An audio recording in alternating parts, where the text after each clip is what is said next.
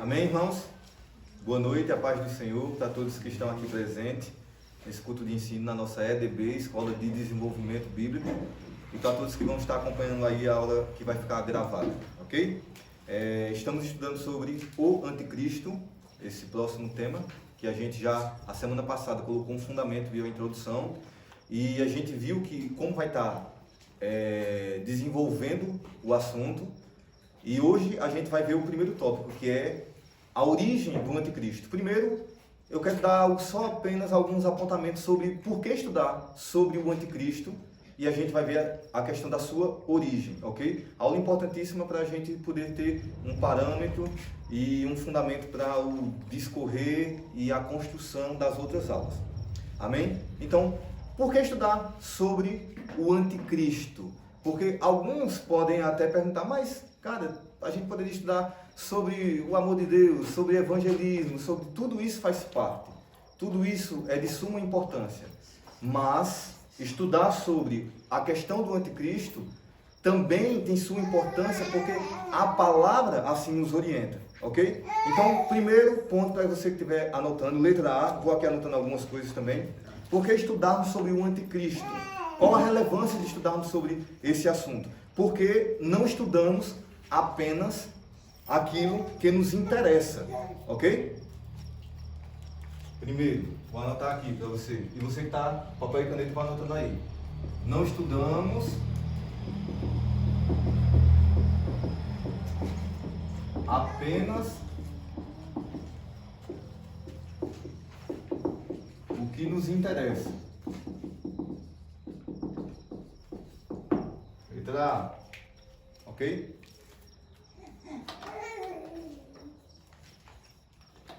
Essa questão de os outros polemizarem, porque estudar sobre o Anticristo, sobre a marca da besta e tal, para mim não teria tanta importância. A gente vê quando as coisas estiverem acontecendo, se Jesus vem antes, no meio ou no fim da tribulação, não é importante. Cara, não é o essencial de toda a escatologia, mas é de suma importância também, porque vai nos ajudar e vai nos orientar como nos movermos, como nos posicionarmos, dependendo de como você interprete, feito a gente viu. A forma como você vê as profecias vai influenciar hoje o seu presente, como você se move hoje, ok? A forma como você interpreta as profecias que vão se cumprir no futuro influencia o seu presente hoje, como você vai se mover, ok? Nem por isso a gente vai deixar de estudar alguns assuntos que a Bíblia aponta, porque algumas pessoas gostariam de estudar mais outras coisas, porque não se interessa. Por exemplo, você estava na criação, ali no momento da criação? Não, é algo que aconteceu no passado, mas é de suma importância aprendermos sobre a criação, principalmente nos debates acadêmicos sobre criacionismo, evolucionismo. É importante nós termos pelo menos uma base. Nós não estávamos lá. A história de Israel, o desenvolvimento da aliança de Deus com Abraão, com o seu povo, mas é de suma importância para a gente ter o conhecimento mais abrangente, mais completo. Quem aqui crê que vai estar no inferno? Diga amém. Misericórdia, ninguém, glória a Deus.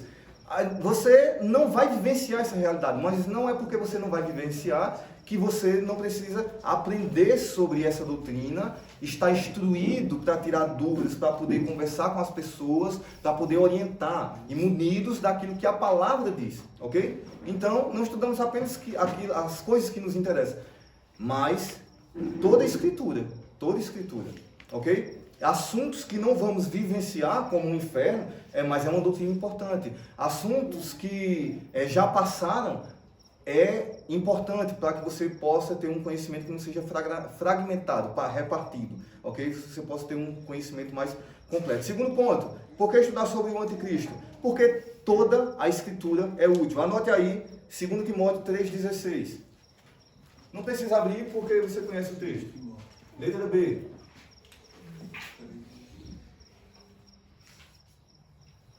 Toda a escritura sagrada, ok?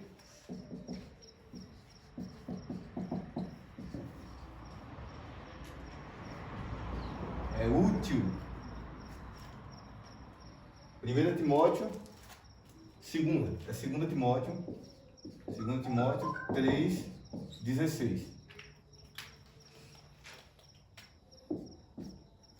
Toda a escritura é útil. Então, inclusive aquelas partes, tipo a genealogia, que muita gente pula, mas tem sua importância, nos dá um fundamento. Inclusive as partes que falam sobre o anticristo. Toda a escritura é útil, ok? E 2 Timóteo 3,16 vai dizer que toda escritura é útil para corrigir, para ensinar, para instruir. Então, estudar sobre esse tema que a Bíblia apresenta também vai nos instruir e vai nos ensinar e vai corrigir os erros que têm sido propagados sobre esse personagem escatológico, ok? Toda escritura é útil. Se alguém não entende a utilidade, é um problema dela. Se não entendermos a utilidade de alguns pontos que a Bíblia ensina, é um problema nosso. Nós precisamos compreender, escavar, buscar o conhecimento como verdadeiros discípulos. Okay? A multidão ficou lá embaixo, quando Jesus subiu para ensinar sobre o Sermão do Monte. Ele sobe a montanha e só quem subiu com ele foi os seus discípulos. Multidão quer milagre, quer pão, quer maravilha, quer ver o mover acontecer, tudo mais, não quer compromisso. Discípulo, ele quer compromisso, ele quer aprender, ele quer estar aos pés do mestre, ele quer estudar, ele vai a fundo, ok? Então, toda a escritura, ela é útil, inclusive as partes que falam sobre o anticristo. Esse negócio de, é melhor estudar sobre o assunto tal, é papo de quem não quer compromisso, de quem não quer estudar, de quem tem preguiça de estudar, ou quem simplesmente está sendo desonesto. Porque deixa de cumprir um princípio que o Senhor estabeleceu de crescer na graça e no conhecimento e de conhecer toda a Escritura, porque toda ela, a palavra diz que é útil para o nosso ensino, para a nossa edificação, para a nossa exortação, para corrigir os erros doutrinários. Amém? Então, terceiro ponto, por que estudar sobre o anticristo? Porque os apóstolos, eles ensinavam constantemente a igreja, ok? Coloque aí. Letra C, terceiro motivo. Os apóstolos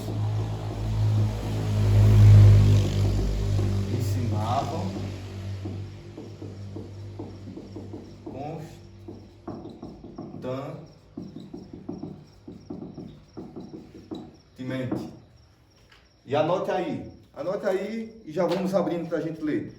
Só quero tirar 3 bases bíblicas, tem muito mais, para que você veja que os apóstolos ensinavam constantemente sobre o anticristo e sobre escatologia, ok? 1 João capítulo 2, versículo 18.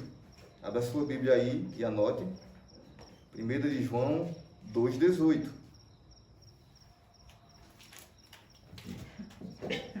1 João capítulo 2, versículo 18.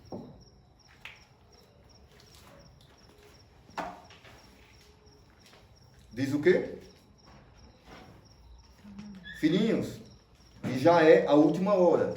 E como ouvistes que vem o anticristo, também agora muitos se têm feito anticristos, por onde conhecemos que já é a última hora. Ok? Olha a ênfase de João, olha que interessante. Ele está escrevendo em sua carta, que tem 5 capítulos, uma carta pequena, e ele fala, eu estou escrevendo sobre o anticristo para que vocês entendam, para que vocês compreendam.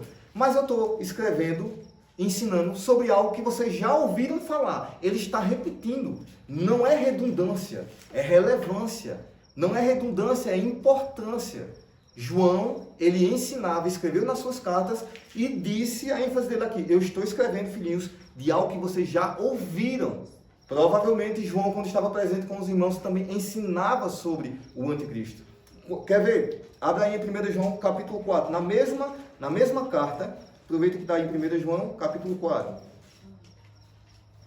E no verso 3. Deixa eu anotar aqui também para você. 1 João capítulo 4, verso 3. Nos diz o quê? E todo espírito que não confessa que Jesus Cristo veio em carne, não é de Deus. Mas este é o espírito do anticristo, do qual já, olha novamente, ouvistes que há de vir, e eis que já agora está no mundo. O espírito do anticristo. Okay? Que ele está falando do espírito do anticristo, que já atua. E ele apontava para a pessoa do anticristo. Então, e ele diz mais uma vez, do que vocês já ouviram eu ensinando, já ouviram falar. É isso que João está apontando. E numa epístola dele de 5 capítulos aqui tão pequena, ele fala reiteradamente sobre a pessoa do anticristo. Ok? O próprio Paulo, anote aí 2 Tessalonicenses capítulo 2. 2 Tessalonicenses 2, versículos 5 e 6. Abra aí. 2 Tessalonicenses capítulo 2, versículos 5 e 6.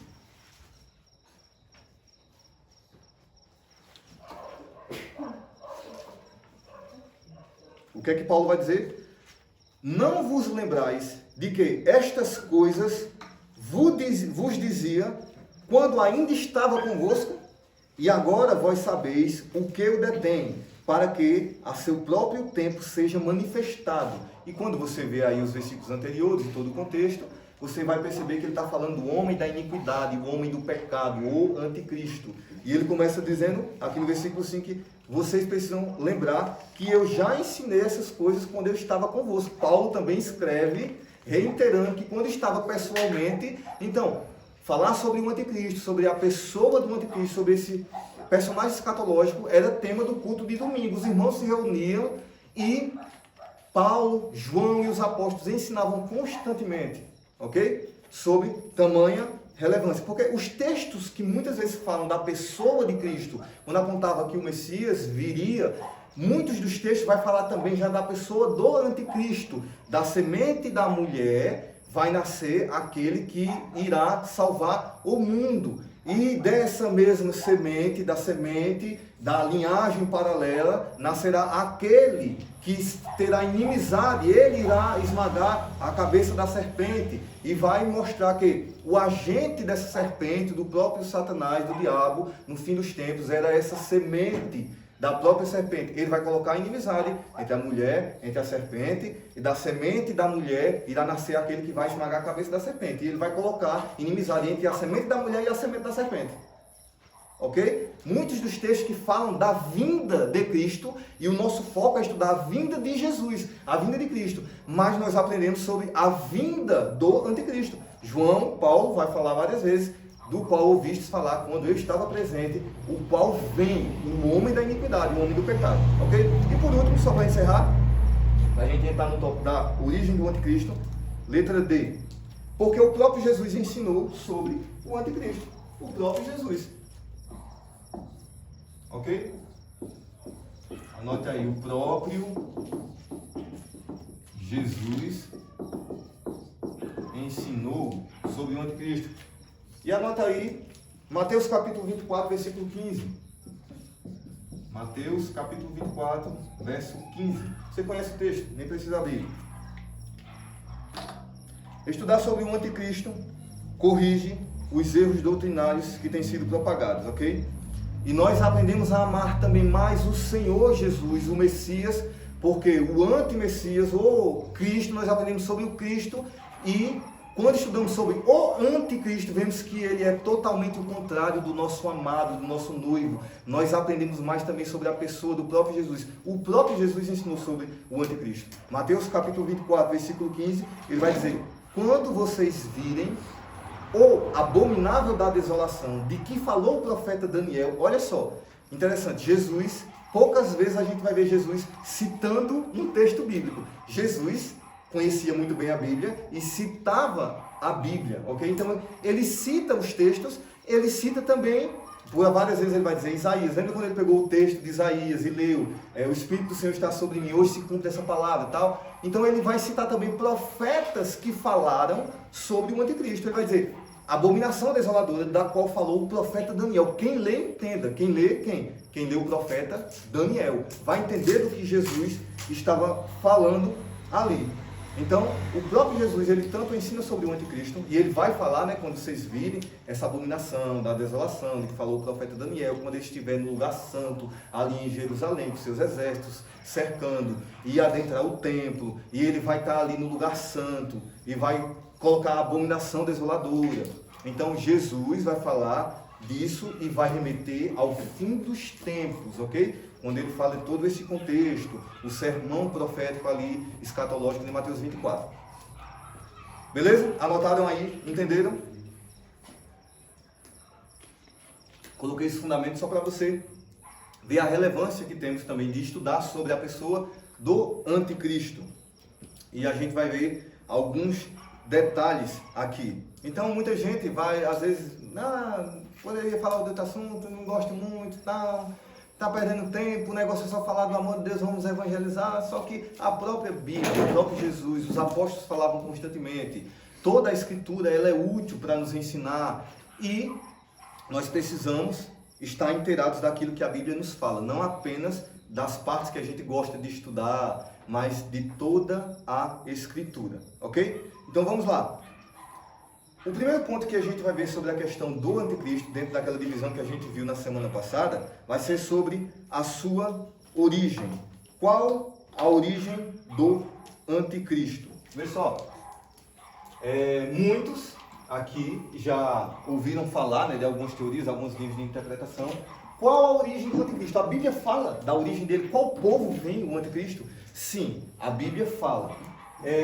E algumas interpretações tem-se a partir de um determinado texto que a gente vai ler, que é lá em Daniel. Então, alguns interpretam que pode ser um judeu, o anticristo vai ser um judeu. Porque se os judeus esperam o Messias e os judeus não vai fazer aliança com outra pessoa que não seja da linhagem judaica, então provavelmente ele vai ser um judeu. Mas isso é do imaginário popular evangeliquez. Não tem um texto que diga que o anticristo vai ser um judeu, ok? Eu já vou aqui colocando alguns pontos e vou aqui corrigindo algumas coisas. Depois a gente vai construir o assunto com mais detalhes e você vai entender melhor. Mas isso é uma tradição evangélica, é uma forma de interpretar. Talvez pegando alguns textos, como quando Jesus diz, eu vim em meu próprio nome, vocês não me receberam. Quando vier outro em seu próprio nome, vocês vão receber. Então vai dizer, tá vendo? Talvez eles não receberam a Jesus, ele veio para os seus e os seus o rejeitaram. Então quando vier outro, talvez o nome de Jesus se passando, alguma coisa desse tipo, então eles vão receber. Só que Jesus estava falando realmente eles não receberem o profeta da sua própria casa. Ele veio para os seus irmãos, um judeu, da linhagem de Davi. Eles não conseguiam ver todas as profecias se cumprindo ali. Que Jesus, o Messias, estava ali diante deles.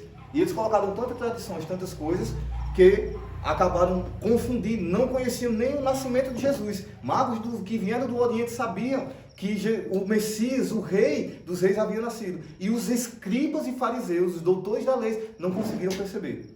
Porque colocaram as suas tradições acima disso. Então, muitas tradições acabam tirando a gente do foco.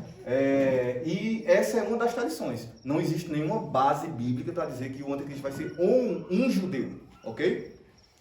E assim, abre um parêntese, na minha humilde opinião, quando você vê todo um conjunto, talvez o falso profeta tenha mais chance de ser um judeu, para fazer uma intermediação ali com a pessoa do anticristo. Então, mas a gente vai entender isso melhor.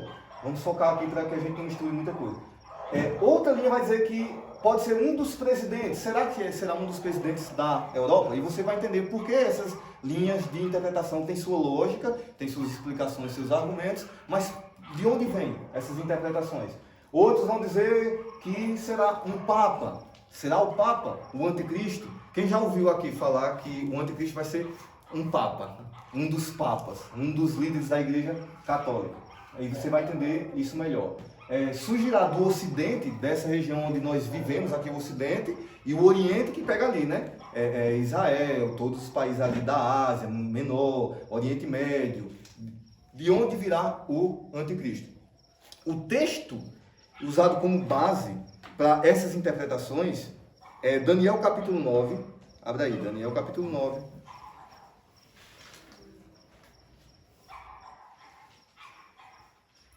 E anota aí.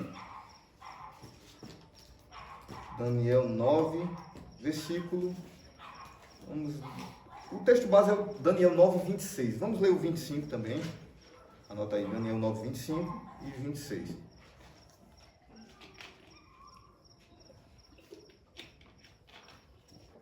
Todo o capítulo 9 você vai ter um fundamento, um contexto explicando.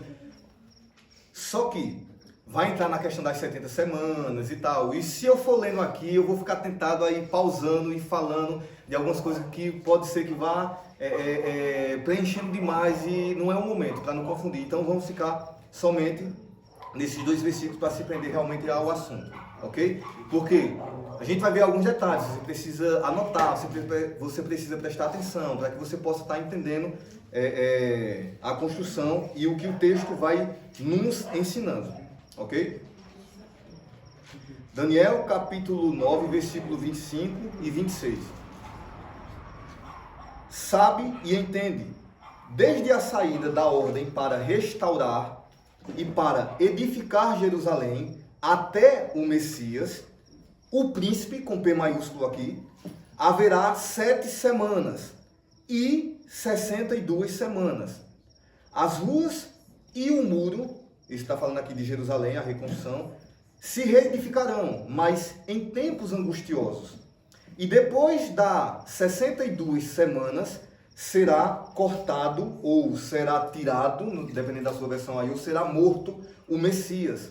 Mas não para si mesmo. E aqui vem a chave. O povo do príncipe, e aqui é outro príncipe que ele está falando, um príncipe com P minúsculo aqui. O povo do príncipe que há de vir destruirá a cidade e o santuário. E o seu fim será como uma inundação, que aqui é simbologia de guerras, de avanço militar. E até ao fim haverá guerra. Então, estão determinadas as assolações. Ok? Primeiro aqui, ele vai falar das 70 semanas e vai fazer uma divisão que em outro momento a gente pode estudar para entender melhor. Mas o foco aqui no versículo 26 é que Daniel, ele dá a dica. Daniel foi um profeta de grandes revelações, principalmente a respeito do fim dos tempos. A ponto do seu livro, o livro de Daniel, é chamado por alguns estudiosos de o Apocalipse do Antigo Testamento. Okay? E Daniel traz revelações tremendas. Então, ele mesmo dá a dica, o povo do qual viria o anticristo. Porque a profecia aqui no versículo 26 vai dizer, olha, o que é que Daniel está falando aqui só para contextualizar? 560 anos, mais ou menos ali, antes de vir Jesus, antes do Messias vir, Daniel tem a revelação, o anjo Gabriel vem, lembra o jejum de Daniel, aquela luta, aquela batalha espiritual, o anjo vem, tem guerra nos atos, Miguel vem para liberar o anjo, e o anjo diz, olha, tu és amado do Senhor, desde o primeiro dia o Senhor já trouxe a resposta, e vou te mostrar as coisas que vão acontecer no fim dos tempos. Mas o príncipe da Pérsia veio me prender, uma potestade, Miguel veio, houve guerra ali, libertou, guerra, batalha espiritual, tamanha a importância da revelação. Então ele vai dizer, ali em meados de 560 antes de Cristo, ele vai dizer, olha, vê só o que Daniel vai falar. Daniel e o povo estavam aprisionados, foram levados cativos para a Babilônia. Lembra? O povo pecou, se distanciou, veio ali primeiro os assírios, parte de Israel destruiu, ficou ali a tribo de Judá e outra tribo ali, Benjamim, se eu não me engano, tribo de Judá é Benjamim. Agora eu não sei qual é a outra que fica junto. Então ficou o reino de Judá, o reino do sul, o reino do norte. Então, os últimos que foram levados cativos foi pela Babilônia agora, que é levado Daniel. Daniel ainda era muito jovem, sua família e tal. Então, aí tem toda aquela questão, Daniel, né, chegar na Babilônia, os manjares, não se misturar com os manjares do rei ali. E o que acontece? Daniel, ele traz a profecia, ele diz, olha, o templo foi destruído, a cidade de Jerusalém, nossa cidade foi destruída, mas o Senhor me mostrou que a cidade e o templo vai ser reconstruído. É como se ele dissesse, eu tenho uma boa e uma má notícia para vocês. A boa notícia, vocês estão tristes, cabisbaixos, porque a cidade foi destruída, porque o templo foi destruído. Mas a boa notícia é que o templo e a cidade vai ser reconstruído. É isso que ele está dizendo aqui. E ele vai dar as medidas, ele vai dar os tempos. E Daniel é ninja, porque Daniel é exato na revelação que Deus deu a ele, vai ser exato essa contagem de tempo. E dele divide, olha, haverá 7 semanas, e 7 semanas aqui são semanas proféticas, você vai ver dentro do contexto, quando estudar sobre isso, e 7 semanas, semanas de anos. Então, 7 vezes 7 dá 49, né? Então, 49 anos. Até a reconstrução, e ele vai dizer aqui, né? Desde a ordem de sair, vai vir um rei, que vai liberar a gente, e vai dar a ordem para que a gente possa voltar e reconstruir a cidade. Desde o momento, olha as datas, desde o momento que sair a ordem, até a reconstrução, vai passar 7 semanas de anos, ok? Em 7 vezes 7, então dá 7 semanas de 7 anos, 7 vezes 7, 49 anos. Quando você vai ver dentro da linha do tempo, estudar com os detalhes, conferir os textos, 49 anos depois, 46, 7, porque vem a questão, lembra Zorobabel, a primeira leva que retorna para Jerusalém, Zorobabel, com a caravana, depois, alguns anos depois, vai Esdras, depois vai Neemias, que reconstrói o livro de Neemias, lembra? Os muros da cidade. Um reconstrói logo o altar e o templo. Depois se reconstrói a cidade e Neemias se encerra ali também, reconstruindo os muros. E ele diz, vai ser por tempos angustiosos. Lembra que teve muita perseguição, muito contratempo, Sambalat e Tobias, os inimigos do povo judeu não queriam que reedificasse. A obra parava, porque eles voltavam a denunciar no rei da Pérsia, eles estão querendo fazer uma revolta. E assim ficou, e muita perseguição. E Neemias vai contar com muito detalhe o que aconteceu ali. Então, Daniel, antes de tudo isso acontecer, já estava profetizando por meio da revelação que teve. Ele diz, olha, a cidade e o templo vai ser reconstruído. Mas a má notícia vai ser destruído novamente. Ok? Então, aí ele vai falar. Depois que for reconstruído, você vai contar mais 62 semanas. Então, dá 7 semanas, mais 62. 67, 68, 69. Ok? 69 semanas. Vai ficar faltando uma semana na contagem, que é para completar as 70 semanas. Isso a gente vê com detalhe em outro assunto. Só para você ter um panorama do que está acontecendo aqui. Então ele diz, olha, no fim dessas 69 semanas, vai passar 7, depois 62, é o Messias que vem. Então, presta atenção, Daniel já profetizou e já deixou escrito quando o Messias via. Então, não tem por que um judeu esperar ainda o Messias. Isso daqui é tema de debate teológico, porque chegaram a cogitar de tirar os rabinos, os intérpretes da lei, no Talmud, das explicações. Você precisa das explicações deles para entender a Torá e toda a Bíblia, senão você não vai entender. Então chegou-se a cogitar a tirar-se o livro de Daniel, porque para eles é como Daniel tivesse errado na profecia, porque na profecia de Daniel, aqui o texto que a gente leu, capítulo 9, já mostra que o Messias veio antes da destruição do templo, ok? O templo estava destruído pelos babilônios. Então eles estavam cativos. Ele diz, a gente vai voltar para a nossa cidade, vai reconstruir os muros, vai reconstruir o templo. Ele vai ser reconstruído. E depois de um tempo vai ser destruído novamente. Só que antes dele ser destruído, o Messias vem. Entendeu? Compreendeu a linha do tempo? O Messias vem, ele disse aqui. Então o Messias vai vir e vai ser morto. Então ele já fala até da morte do Messias. E os judeus não esperavam muito isso, porque o Messias vem e vai ser morto, ele vem para nos libertar, vai libertar a gente de Roma, do domínio, vai devolver a glória de Israel, como era nos tempos de Davi. Então, eles rejeitam a profecia e espiritualizam, colocam alguns símbolos aqui, como se fosse algo simbólico e tal, para não reconhecer realmente que o Messias já veio e o Messias é Yeshua. Então diz, antes da destruição do templo, o Messias vai ser morto, ok? Então ele diz... Aí vem a dica, versículo 26, e aqui é o foco da nossa mensagem hoje. O povo do príncipe, Daniel dá a dica. Vocês observem que quando o templo e a cidade for reconstruída, depois de um tempo vai ser destruído novamente. Vocês prestem atenção, porque quem vai destruir o templo e a cidade vai ser o povo de onde vem o anticristo. Entendeu? A gente agora vai ler os 2 versículos novamente, agora com esse panorama que você tem em mente, essa linha do tempo. Aí vê se não fica mais claro. Porque ele vai falar do príncipe, com P maiúsculo, que é do Messias, ele vai ser morto, vai ser tirado, e depois vem outro príncipe. Mas esse príncipe vem no fim dos tempos, o texto vai continuar. Mas, quando esse templo for destruído, quem vai destruir é o povo de onde vem esse príncipe que surgirá no fim dos tempos. Ok? Vamos lá, se você percebe isso. Versículo 25 e 26, Daniel 9. Sabe e entende, desde a saída da ordem para restaurar e edificar Jerusalém, olha, a ordem para voltar e edificar, até o Messias, o príncipe, com P maiúsculo, haverá 7 semanas e 62 semanas. Ele divide aí esse tempo, porque ele vai mostrar o tempo que vai durar a construção do templo e depois o tempo que vai decorrer até que o Messias vem. Então dá exato. Essa data aqui vai dar, tem algumas aqui diferenças por conta de erro de contagem do tempo, um curto período, né? Mas que vai dar ou quando Jesus, alguns colocam Jesus nasce, mas ou quando Jesus morre ali, ou quando Jesus entra em Jerusalém, montado no jumentinho. Essa profecia se cumpre exatamente nessa data. Ok? Para mostrar que o Messias realmente já havia vindo. Então ele diz, esse príncipe, né? Haverá 7 semanas, 62 semanas, o que dá 69 semanas. Ainda está faltando uma semana. Feito eu disse que vai se cumprir no fim dos tempos. E aí também existem alguns debates teológicos sobre isso. As ruas e os muros serão reedificados, olha, em tempos angustiosos. Você vai ver isso no livro de Neemias, ok? Esdras. E depois das 62 semanas será morto o Messias. Mas não para si mesmo. Ele diz até o propósito, o Messias será morto. Como assim será morto? Ele vem nos libertar. Ele vem morrer, mas não para si mesmo, porque ele veio nos resgatar. Versículos anteriores ele vai dizer, o Messias virá para fazer cessar a iniquidade. Ele vem falando de todo o propósito. Ele dá ali 6 características da vida do Messias, que divide entre a sua primeira vinda e a sua vinda no fim dos tempos. Ok? O príncipe, aí ele diz, né? Mas não para si mesmo. O final do versículo 26. E o povo do príncipe que há de vir destruirá a cidade e o santuário. Observa?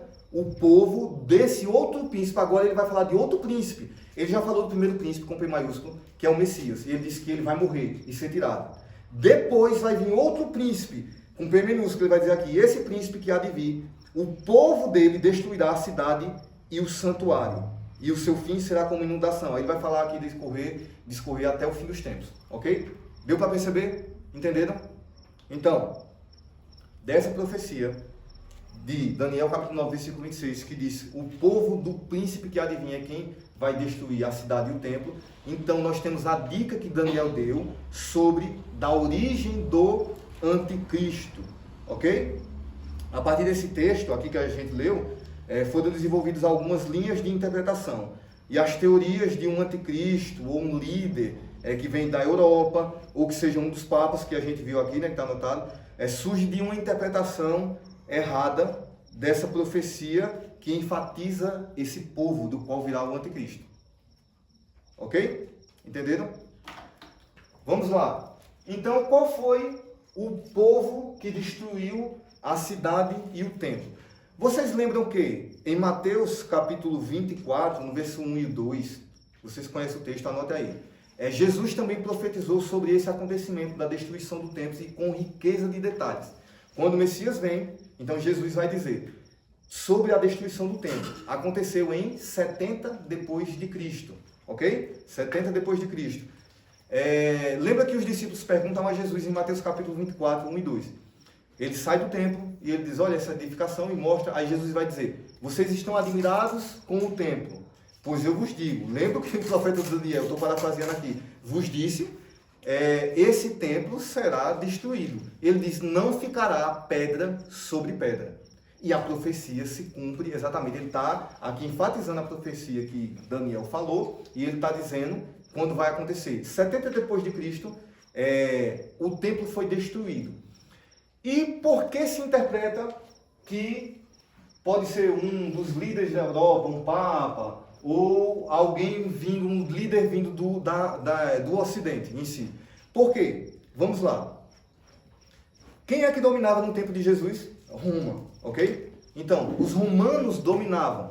Então, em 70 depois de Cristo, o templo foi destruído. Mas tem todo um contexto histórico que a gente precisa entender. Presta atenção.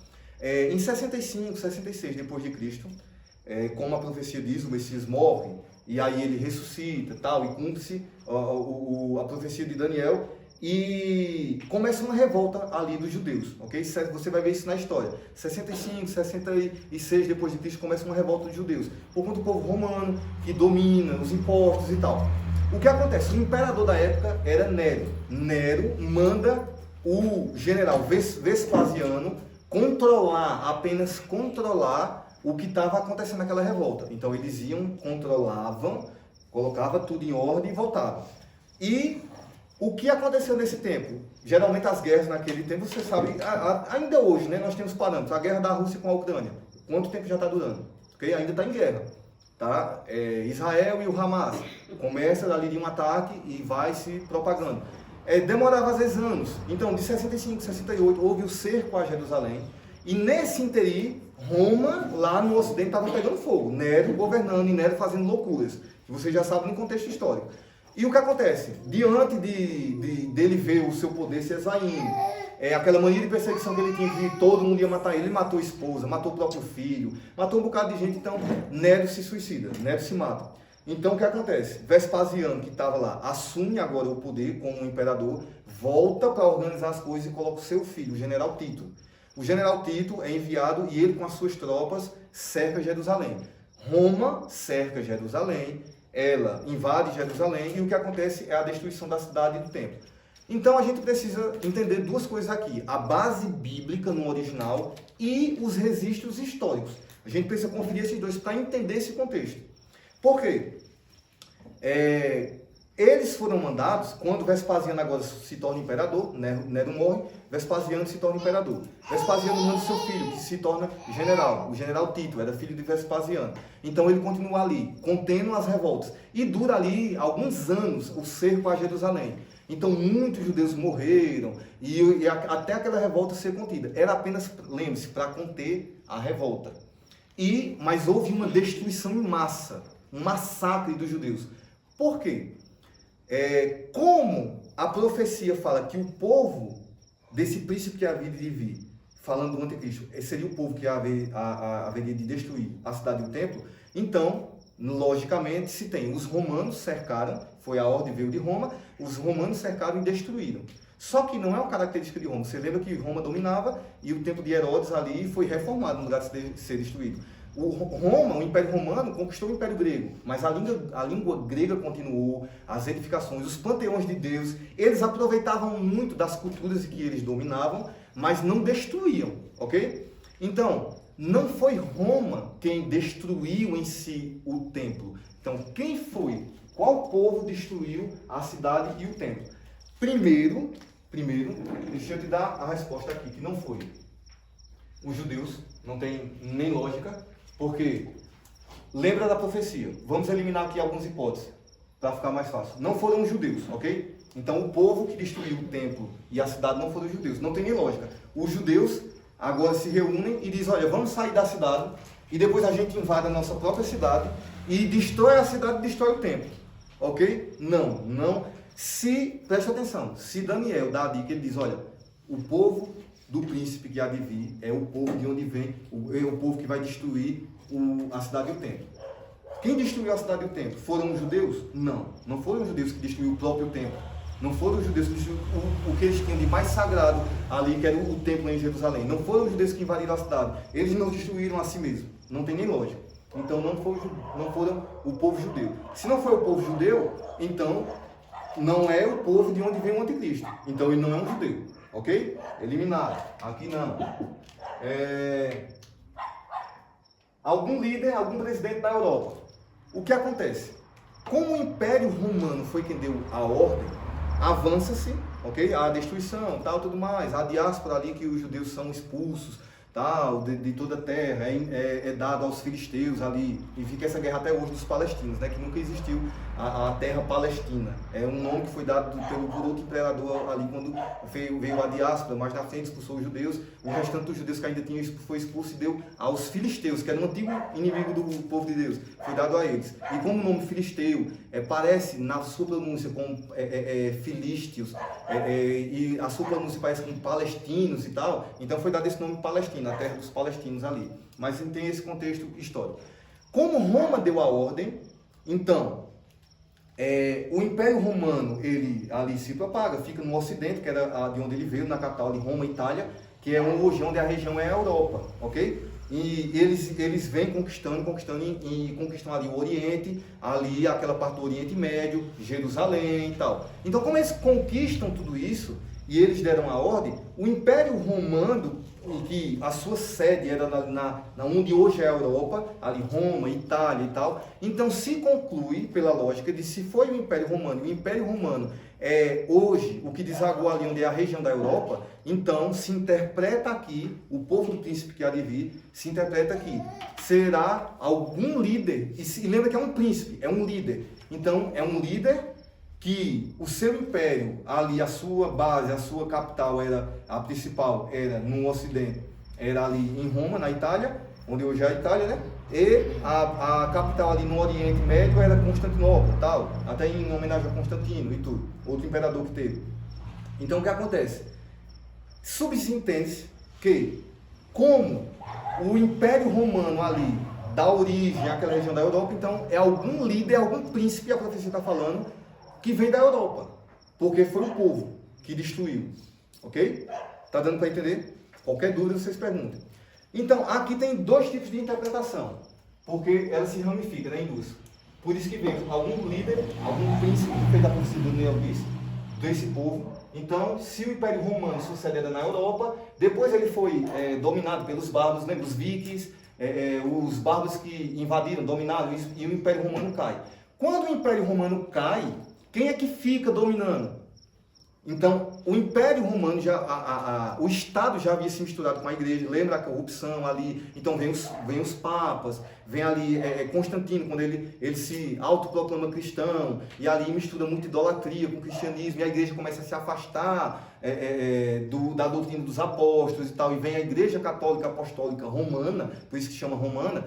Então, como ali o Império Romano, que depois quando foi se desfazendo e ficou ainda o poder dos papas ali dominando, quando a igreja havia se misturado com o Estado, outra interpretação que ramifica dessa vai dizer, não, se não for nenhum líder ali, algum príncipe que vem da profecia diz que vem da Europa, por isso que alguns vão dizer, Emmanuel Macron, algum presidente que vem ali, aí alguns até exageram e vai dizer, é um presidente dos Estados Unidos, que nem ali faz parte, né, da Europa, mas já coloca alguém. É o genro do Donald Trump, Gerard Kushner.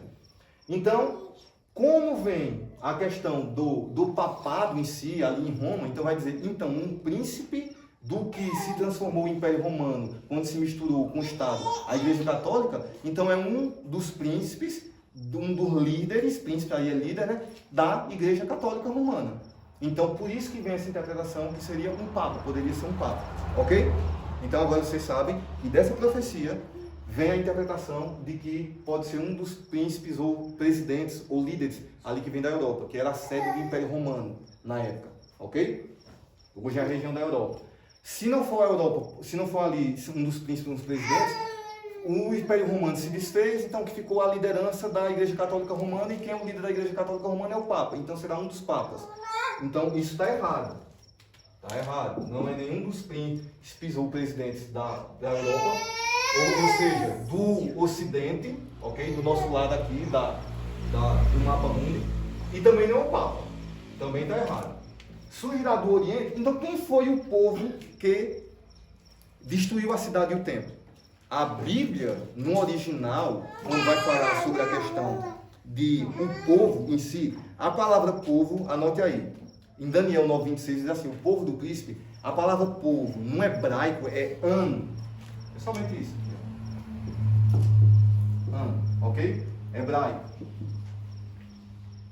No hebraico, a palavra an, essa palavra, é preciso primeiro a gente conferir duas coisas que eu disse. O original da Bíblia vai trazer o contexto e os registros históricos. Então, o original da Bíblia vai trazer na palavra o povo do príncipe que há de vir, o povo do anticristo, desse príncipe que há de vir, é quem vai destruir a cidade e o templo. Então, a palavra povo, tá aqui, povo, é igual a an, no hebraico, ou na versão grega, né, do Antigo Testamento, que é chamado Septuaginta, isso é outro assunto em bibliologia que vocês vão aprender também. Mas, étnos, deixa eu ver se é assim que escreve no grego. Étnos, é isso mesmo. No grego, ok? No hebraico, a palavra que está ali em Daniel, an, que na versão grega do Antigo Testamento, a mesma palavra é étnos, ok? E essa palavra quer dizer, an, no hebraico, povo, compatriotas, membros de uma mesma nação ou povo, ok? Mesmo de uma mesma nação. Étnos quer dizer povo de uma mesma etnia, de uma mesma raça. O nome certo não seria raça, ok? Raça só existe uma, que é a raça humana, mas de uma mesma etnia, um mesmo povo. É a etnia, a origem deles ali, de família, de sangue em si. Não fala, presta atenção, não fala de diferente de cidadania. E você vai entender agora, cidadania, vai entender melhor. Então, vamos primeiro ponto, no original bíblico. A palavra que está ali na profecia é o povo do Cristo que ali viu, o povo do Anticristo vai destruir a cidade e o templo. Quem foi esse povo? Não está falando de cidadania, está falando de, tanto no original hebraico quanto no grego, está falando de etnia, ok? A origem realmente daquele povo, do sangue daquele povo. E qual foi esse povo? Os registros históricos mostram que o povo que destruiu a cidade e o templo era o povo árabe, o povo que hoje tem a sua religião islâmica, o povo ismaelita, descendente de Ismael. Então a gente vai ver os registros históricos.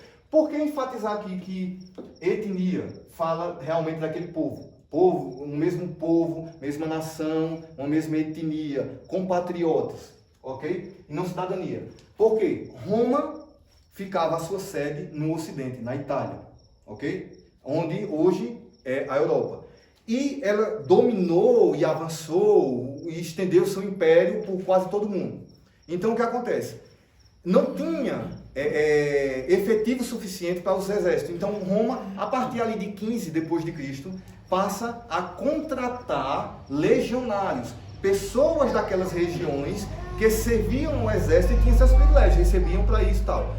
E alguns ali que galgasse alguma posição maior de liderança e juntasse, tivesse muito dinheiro, que era muito caro, podia comprar a sua cidadania. Nós vemos isso na Bíblia. Não vou nem abrir aqui os textos para a gente ganhar tempo, mas você sabe, você conhece o contexto. Lembra quando Paulo foi preso? Paulo foi preso, ele ia ser açoitado e tal, tudo mais. Ele disse, você vai bater num cidadão romano? Aí o centurião disse, como assim, cidadão romano? Ficar todo mundo chamado centurião e tal, tudo mais, e soldados ficaram meio assim, ele é cidadão romano, não se pode, tem privilégios, tem proteção do Estado. Como assim ele é cidadão romano? Aí chega o centurião e diz, você é cidadão romano? Aí ele disse, sou. Aí ele disse, quanto foi que custou? Para mim foi uma alta soma de dinheiro. Aí ele disse, não, eu sou de nascença. Como assim Paulo era cidadão romano? Você lembra? Paulo era de Tarso, ok? Tarso é ali da região onde hoje é a Turquia, ali as 7 igrejas da Ásia e tal. Paulo nasceu ali. De nascimento ele não nasceu em Roma. Ele não era italiano, não era nem do Ocidente. Então, Paulo era judeu, da etnia, a etnia dele, do povo que ele veio, era judeu. Então ele vai dizer, né, eu sou judeu, da tribo de Benjamim, filho de pais judeus, fariseu. Ele era judeu. E nem a etnia dele, de onde ele nasceu, nem o local da família dele, né, a etnia onde ele veio da família, nem o local onde ele nasceu, configurava dele ser um cidadão romano. Provavelmente, olha só, para uma informação, a gente tem que ver todo esse contexto histórico, cultural, geográfico. Provavelmente, um avô ou pai de Paulo comprou a cidadania romana para não ser perseguido, para ter seus privilégios como cidadão romano. Então, Paulo, quando ele vai dizer, né, que considera tudo isso como perca, o que Paulo abriu mão, Paulo era muito bem de vida, provavelmente, porque ele vinha de uma família, estudou nos melhores colégios, aos pés de Gamaliel, ele vai dizer, era um rabino ali, então ele tinha muita instrução, sabia fazer tendas, era desenrolado em negociar. Então, Paulo, ele abriu mão não apenas de uma vida, Paulo abriu mão de casar, Paulo abriu mão de tudo, de uma vida confortável, de prestígio, de dinheiro, de tudo. Quando ele vai dizer, considerava tudo como esterco pelo ganho de Cristo. Ele disse, as coisas que para trás ficam nem me importam, eu avanço para o que importa de verdade. Então, Paulo, ele vinha de uma família bem estruturada. Por quê? Se Paulo era cidadão romano e nem ele nasceu em Roma, nem ele era judeu de nascença, então como é que ele era cidadão romano? Ele herdou isso, porque quem comprasse a cidadania romana, e olha só que aqui o texto não fala cidadania, lembra, se Roma, ele contrata alguns para poder também comprar essa cidadania, foi uma jogada muito inteligente de Roma, não tem efetivo para todo o exército. Contrata o povo, dá dinheiro, e naquela região onde a gente não pode ir, então aquele efetivo trabalha para nós. e é fiel a nós, e tem suas sanções e tal. Mas ele também é protegido pelo Estado de Roma. E ele tem privilégios quanto a isso. E quem tiver uma alta soma de dinheiro e comprar, tanto ele quanto os seus descendentes que nascerem, vão ser cidadãos romanos e vão ter a proteção do Estado. E foi o que aconteceu com Paulo. Alguém da família de Paulo comprou a cidadania romana e ele era cidadão romano de nascença. Lembra que Paulo diz, eu sou cidadão romano de nascença. E o centurião, que era um alto cargo, disse, rapaz, eu sou cidadão romano, mas eu comprei. Então isso foi uma jogada de Roma muito inteligente para aumentar o seu poder e o seu domínio nas terras que o Império conquistava. Então, vê só, se Roma deu a ordem, mas Roma não executou, porque houve um povo daquela região, dali de Israel, de Jerusalém, que se uniu e invadiu Jerusalém, invadiu Israel, destruiu a cidade e o templo, ok? Então você vê, a ordem veio de Roma. Os cabeças, os líderes que estavam ali, o general Tito era romano, mas as legiões que fizeram isso não eram romanas, não eram de romanos, eram de árabes, ismaelitas, ok? E a própria história vai mostrar isso. Tanto a questão do original vai mostrar, se tivesse uma palavra que dissesse cidadãos romanos, aqui a palavra não fosse da etnia, mas de cidadania, poderia ser os romanos, porque eles eram de outra etnia, mas eram cidadãos romanos, ok? Alguns ali eram cidadãos romanos, tinham comprado. Mas eles ali, a palavra no original não vai falar sobre cidadãos, mas sim sobre etnia, a origem daquele povo, de sangue, de onde ele vem. Entenderam? Então, muitos interpretam que é o Império Romano, e por isso interpretam que vem ali de onde o Império Romano se desvaiu, que foi ali na Europa, e era a sede do Império Romano aqui no Ocidente, por conta dessa interpretação. Tem sua lógica? Tem, ok? Você entende, você vê que tem, é lógico isso, mas, e também essa questão da ramificação. Se não for um dos presidentes em si, mas vai ser alguém que estava ligado ao Império Romano, que é a Igreja Católica Romana, quando se mistura com o Estado. E agora o poder passa a ficar nos papas. Lembra que os papas tinham agora mais autoridade do que os próprios líderes dos países ali, os presidentes dos países, ok? Certo? Então, vocês entendem e veem, tanto na questão do original, quanto na questão dos registros históricos. Aqui, ó, original bíblico, dois fatores.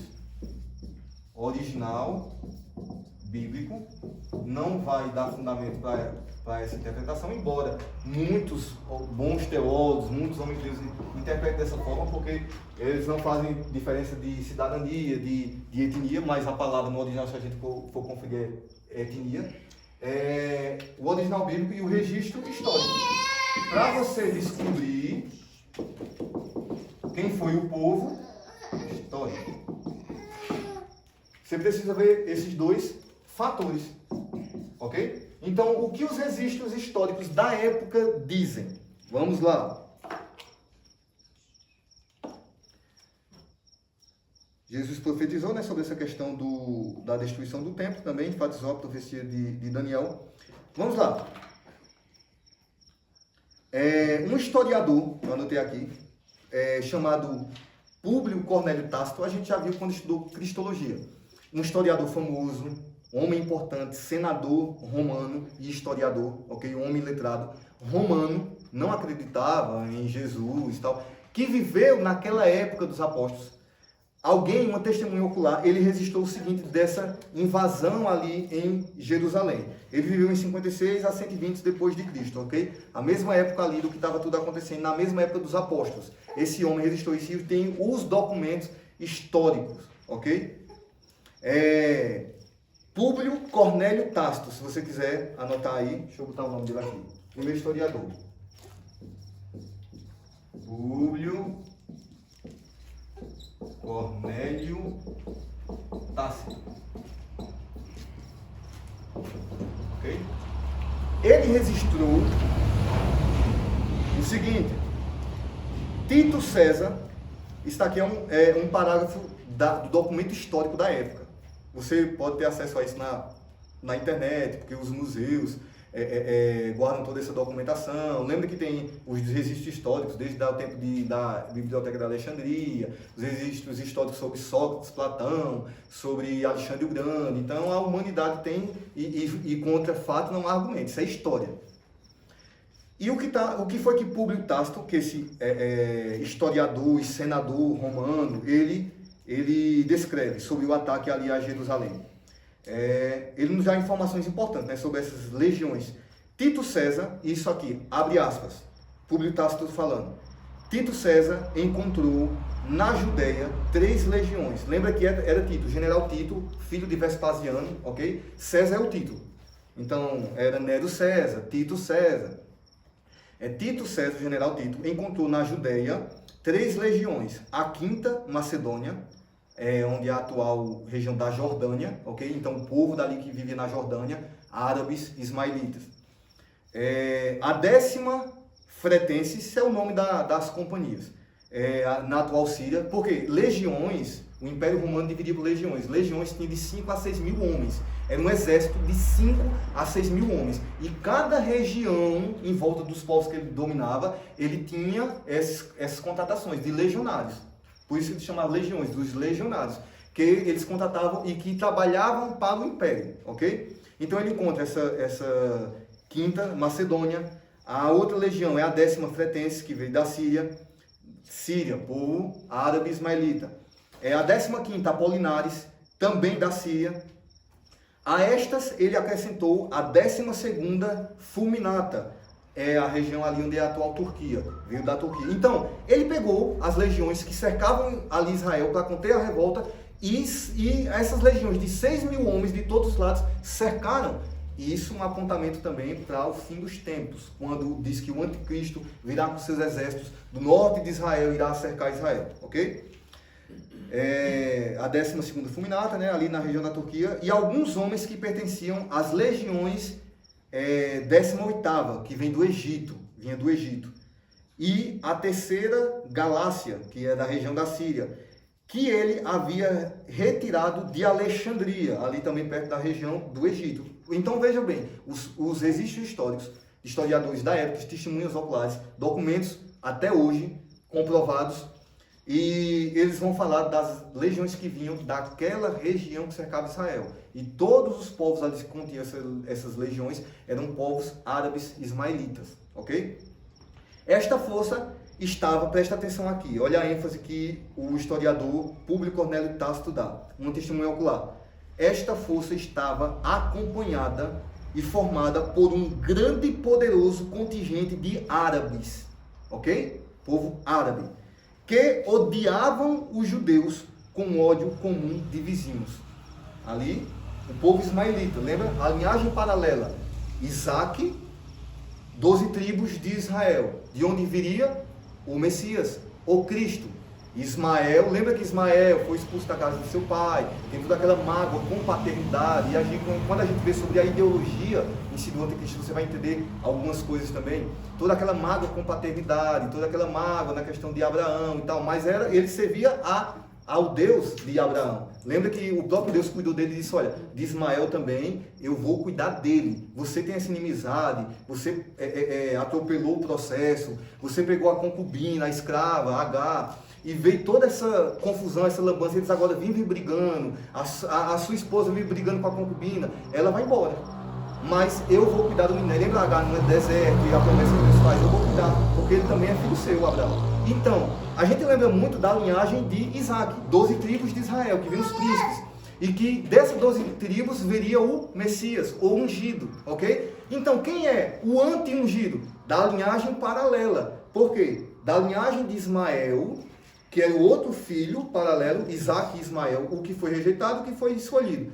Ismael, que fica com essa mágoa, também ele gera 12 príncipes, ok? Então, desses príncipes, sua descendência, virá também, se da descendência dos 12 príncipes de Israel vem o Messias, o ungido, o Cristo, da linhagem dos 12 patriarcas de Ismael, vem o anticristo, o ungido deles. Okay? Enquanto quando a gente vai entender um pouco mais, avançando na escatologia islâmica, a gente vai entender bem melhor essas questões. Qual a resposta? O povo que Daniel deu a dica e apontou, que destruiu a cidade e o templo, foi o povo árabe, como está nos registros históricos.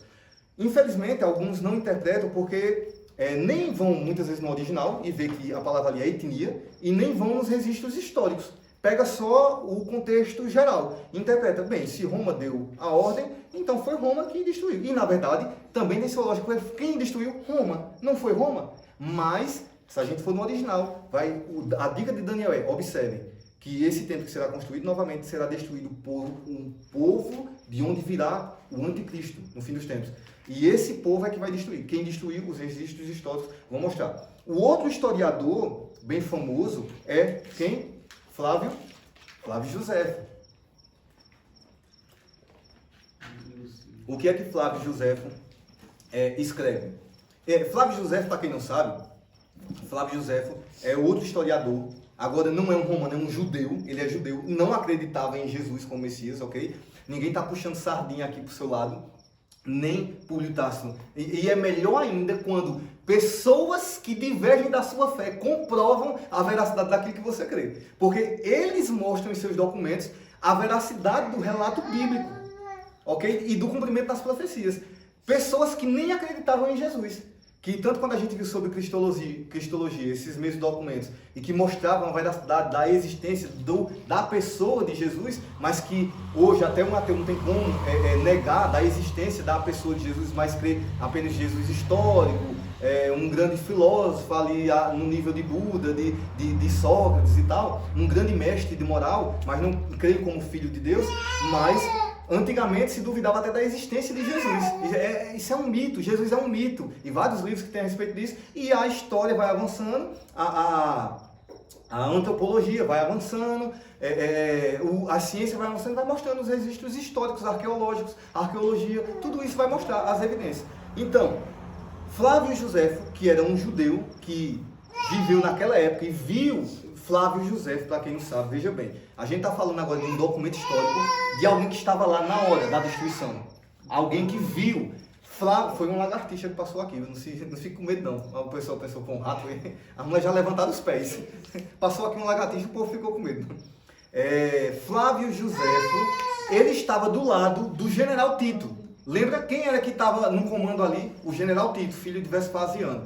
O general Tito tinha escribas do seu lado. Lembra que os reis, os generais, tinham os escribas para escrever tudo aquilo, para deixar sua honra, sua história. Então, Flávio Joséfo estava do lado de Tito. Por quê? Porque Flávio Joséfo, ele era da tribo de Levi, se eu não me engano, é um judeu, era provavelmente profeta, ele tinha profetizado quando estava preso. Houve outra revolta antes, quando Flávio Joséfo era novinho, ele foi preso na revolta e tudo mais. Os judeus sempre se revoltavam, né?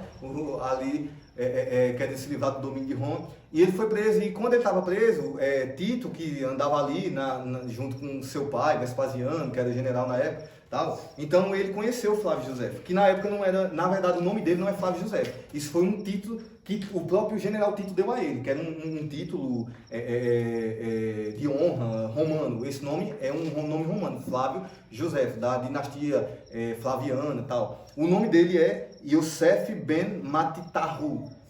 Yosef é José, Ben é filho, significa filho, e Matitahu é Mateus. O nome de Flávio Joséfo é José, filho de Mateus. É um nome hebreu, ok? Judeu, ele é judeu. Mas quando ele profetiza, a história resiste, que ele profetiza que Tito um dia se tornaria general, imperador, tal, e Tito depois que vira ali o general, tal, e ele assume o império mais na frente, o general Tito, ele lembra de Flávio Joséfo, né? De Yosef. E ele diz, olha, aquele cara é iletrado, escreve muito bem, é um escriba, é um cara e ainda é profeta. Ele profetizou e realmente se cumpriu aquilo que ele tinha falado. E ele chama ele para dar um título a ele e torna ele um escriba e tal. Flávio Joséfo vem desse contexto aí. Flávio Joséfo andava sempre com ele, nas guerras e tal. Flávio Joséfo resiste a isso, Flávio Joséfo viu. E o que é que uma testemunha ocular contra fatos não argumento resista?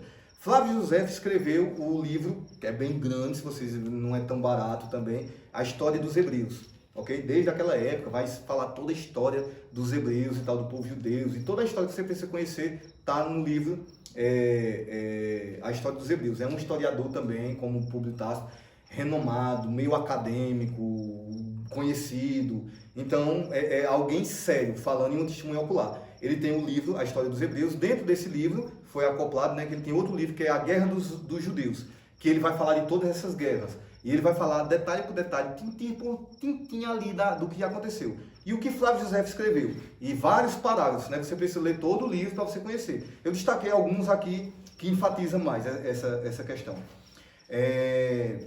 Ele tem 7 domos, se eu não me engano, 7 domos é 7 volumes. Ok? Dentro do livro A História dos Hebreus tem a Guerra dos Judeus. E no livro A Guerra dos Judeus, no parágrafo 258, você pode acessar também, você pode dar um Google e ver essas informações, ok? Que tem nos museus. Quando os soldados estavam próximos do templo, agiam como se nem sequer ouvissem as ordens de César. César aqui que ele está falando, o título, né, de Tito, o general Tito. E animavam os que iam adiante a jogar fogo no interior do templo. Outro parágrafo aqui, parágrafo 262, 263, tem toda a história, só estou destacando alguns parágrafos do que ele relatou ali. Ele mesmo Tito tentou convencer os soldados árabes para pararem, para que apagassem o fogo e ordenou a Liberálio, centurião de seus lanceiros, a obrigar a golpes os que desobedeciam. No entanto, a multidão e o seu furor, seu ódio contra os judeus e um feroz ímpeto guerreiro estavam acima do respeito ao general e do medo à pessoa que os castigava. Então, vê só, aquelas legiões que invadiram a cidade, invadiram o templo e começaram a destruir, apenas, lembra que era para conter a revolta. Eles aproveitaram, eles estavam com a faca e o queijo na mão. Então, eles aproveitaram o ódio que tinha dos seus irmãos judeus e queriam destruir tudo. Até hoje, a ideologia do Estado Islâmico é a destruição completa de Israel. Não é só uma questão de uma disputa de terra e tal, é a destruição. Todo o Estado Islâmico e os países ali que são formados de árabes, ismaelitas, descendentes de Ismael, que se misturam ali com a linhagem de Esaú, e que depois, quando vem Maomé, que é o líder da religião, o fundador da religião islâmica, piora, porque já nessa época já existia o ódio comum deles, entre irmãos. Israel e Palestina ali, essa briga. Então, árabes e judeus, ok? Então, essa guerra. E quando vem, 600 anos depois de Cristo, mais na frente da história, quando vem Maomé, que é um dos descendentes desses patriarcas das 12 tribos de Ismael, ele vem daí, da linhagem de Ismael. E faz todo sentido quando a gente for estudando sobre a questão da origem do anticristo. Quando Ismael, os seus filhos, os seus 12 príncipes, ali, e Maomé é descendente de um desses 12 príncipes.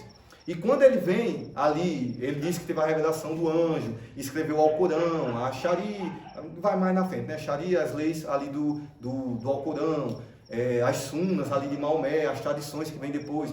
Quando junta todo esse arcabouço dos textos sagrados islâmicos, então o próprio Maomé, ele vai trazer esse ódio comum que ele já tinha e ainda vai se tornar isso em textos sagrados, ok? E ele vem desse contexto, e aquele ódio que já existia entre irmãos árabes, judeus, dos descendentes de Ismael, agora é pior, porque agora tem a religião islâmica que encabeça tudo isso, ok? Você vai entender à medida do tempo que a gente for avançando. Mas, por enquanto, é só para você entender. Aqui a gente viu relatos históricos de historiadores, ok? Historiadores que foram testemunhas oculares e que escreveram e relataram o que aconteceu naquela época. Então vamos lá só recapitular. A profecia vem de Daniel, capítulo 9, versículo 26. Daniel dá a dica. Observem, o templo vai ser reconstruído e vai ser destruído novamente. Mas quando ele for destruído, que aconteceu em 70 depois de Cristo, ele vai ser destruído pelo povo, vocês observem isso. De qual linhagem vem o anticristo, esse outro príncipe que há de vir? Ok? Daniel dá a dica. Então, tanto no original bíblico, as palavras ali no original hebraico, no grego, vai mostrar que fala da etnia e não da cidadania. Então a etnia era povos árabes, ismaelitas. Tanto a questão histórica vai mostrar quem foram as legiões, de onde partiram as legiões que obedecendo a ordem de Roma iam apenas parar a revolta, mas aproveitaram que estava com as ferramentas na mão para destilar seu ódio contra os seus irmãos e destruíram a cidade. Foi um massacre geral contra os judeus. Foram expulsos da terra, foram massacrados, destruiu o templo e se cumpriu a profecia que Jesus havia falado, enfatizando a profecia de Daniel. Não ficou pedra sobre pedra, tamanho foi a destruição. Por quê? Lembra que na construção do templo tinha ouro, né? Eles tinha as questões das partes que eram em ouro e tal. E o ouro, quando foi pegando fogo, o templo se derretia e ficava entre os tijolos e as pedras ali do templo. Então, eles tiraram pedras, que eram as pedras grandes, tiraram para raspar todo o ouro que havia, porque era espólio de guerra e valia muito. Então, não ficou pedra sobre pedra, assim como Jesus deu detalhes da profecia, da destruição do templo. Ok? Então, vemos então que o contexto bíblico e os fatos históricos mostram que o anticristo não é um papa, não vem da Europa, não é um presidente da França, o Emmanuel Macron, muito menos é aquele camarada da novela da Record, o anticristo, o Sérgio Maroni. Não é o Sérgio Maroni não, que passa na novela da Record. Ok? O anticristo, o povo do anticristo é o povo que destruiu o templo e a cidade. E tanto o original quanto o registro histórico vai mostrar que o povo que destruiu, a mando de Roma, mas a etnia desse povo era o povo árabe, ismaelita, das legiões que cercavam ali Israel e Jerusalém, ok? O povo que destruiu o templo e Jerusalém foram os árabes, descendentes de Ismael e Esaú, né? Quando houve aquela mistura, lembra que Esaú também tinha aquela questão de paternidade, na questão de Jacó e Esaú, e Isaac recebeu a bênção, e ele também fica com raiva. E lembra que depois Esaú sai da sua terra, além de se casar com mulheres cananeias, ele vai para a casa de Ismael fazer aliança e se mistura ali. Então esse povo árabe, o próprio nome árabe significa povo mestiço, misturado, ok? Então o povo árabe, que eram os descendentes de Ismael ali, também se mistura com o povo de Esaú, né? E vem essa linhagem aí com esse ódio dos irmãos, uma questão contrária à paternidade, que se encaixa muito bem dentro da ideologia de onde vem esses 12 príncipes, que é a questão do Estado Islâmico, seu ódio comum. Não é por acaso, para a gente ir encerrando aqui, não é por acaso que a pena capital, a gente vai ver isso mais na frente, vai ver alguns detalhes, mas só para instigar você. Lá em Apocalipse capítulo 20, versículo 4, diz que a pena capital de quem não receber a marca da besta, que não se submeter ao império, é decapitação. Ok? Como assim? A gente está numa fase, numa época, né, de direitos humanos e tal, tratados internacionais e tudo. Como assim? E uma coisa que ainda é para o futuro. Hoje já é algo ultrapassado, né? Essa questão de uma morte dessa forma, como se decapitação e tal. Como assim? No futuro ainda essa questão não é algo ultrapassado, não é algo retrógrado, muito violento, que vai escandalizar as nações. Depende do império que vai governar na época. E diz que a pena capital. Por quê? Porque o Estado Islâmico segue o exemplo do seu líder, o fundador da religião do islamismo, que é Maomé, que numa noite, até o amanhecer do dia, ele decapitou 700 judeus, porque você vai ver a história de Maomé, ele sai de Meca, Medina e tal, tem aquela revolta, junta com alguns mercenários, se torna um líder ali, volta contra o povo judeu e ali da sua terra que rejeitou, e ele tem aquela revolta toda. Quando ele invade, captura 700 judeus ali, líderes, homens, ajoelha eles, porque você acha que o Estado Islâmico tem a mesma característica. E a pena ali não é uma pena simplesmente política, é uma pena que envolve algo mais, que a gente vai ver, algo que toda a Bíblia fala dessa ideologia. E Maomé ali com a sua própria mão, junto com seus mercenários, mas ele com a sua própria mão, esses homens que ficaram amarrados em fila, ele decapitou, degolou, porque é a forma como no Alcorão ele destaca para matar, com requintes de crueldades, todo aquele que foi infiel, que não se submete ao Islã. Ele matou 700 judeus, degolado. Então a gente, não é por acaso que a Bíblia vai falar de um sistema, de alguém, e vai dizer que, Apocalipse capítulo 20, versículo 4, não é por acaso que 1 João capítulo 2, versículo 22 diz que que ele rejeita aquele que nega o Pai e o Filho, porque a ideologia, quando eles oram ali várias vezes por dia, vai falar da questão de Alá nunca gerou e nunca foi gerado, porque eles têm uma aversão a essa questão, é uma blasfêmia, é um culto você matar um infiel com uma pena capital. Ele mata de outro jeito também, com bomba, com tudo que é jeito, mas assim, para passar uma mensagem numa questão de uma sentença que traz a questão religiosa, é por decapitação. Por quê? Seguindo o exemplo do seu líder, máximo Maomé, seu profeta, e seguindo os seus textos sagrados, que o Alcorão e Sunas e outros escritos sagrados do Islã vai falar ali de requintes e crueldades para matar os infiéis, ok? Principalmente porcos e cães, que são judeus e cristãos. Então, eles negam essa questão, porque para ele é uma blasfêmia você dizer que Jesus é filho de Deus, porque Deus, a palavra Alá significa Deus. Deus nunca gerou ninguém e nunca foi gerado. Então ele não tem filho, é uma blasfêmia você dizer que alguém é filho de Deus. Então é uma blasfêmia com pena de morte.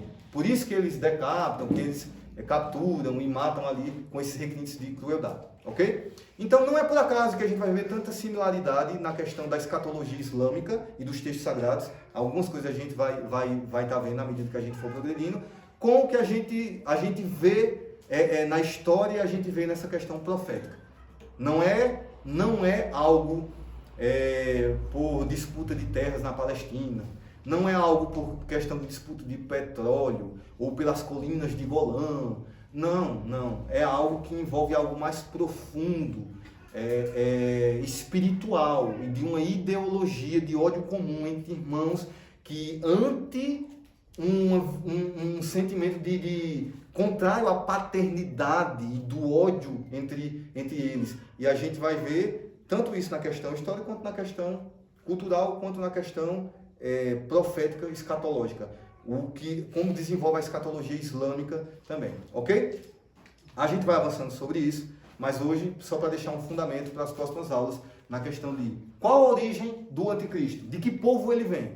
Então você sabe. Lógico que tem outras interpretações, eu acho essa muito coerente, pelo contexto histórico, pelo contexto bíblico. Existem as outras interpretações que falam da questão que a gente viu da Europa, um papa, alguém, mas são interpretações, ok? Não temos nada contra quem interpreta desse jeito, irmãos sábios e homens de Deus interpretam dessa forma. Eu acho muito coerente e que se encaixa perfeitamente, tanto com a profecia, quanto no contexto histórico, quanto na escatologia do que a gente vai estar vendo mais para frente. A origem do povo do anticristo não vem da Europa, não é um judeu, não vem do Ocidente. A origem do anticristo é a origem do povo que destruiu a cidade e o templo. E, biblicamente, historicamente, o povo que destruiu a sua etnia era árabes, eram ismaelitas, descendentes de Ismael. Ok? Mas há lugar também na mesa para Ismael, porque Deus cuidou de Ismael, e há lugar para evangelizar e ganhar essas vidas para o Senhor. Há um lugar à mesa para eles também. E a gente vai estar tratando dessas coisas mais na frente, nas próximas aulas. Deus abençoe e que o Senhor nos dê entendimento para compreendermos essas verdades e compreendermos a sua santa palavra e as Escrituras. Cresçamos na graça e no conhecimento do Senhor. Amém?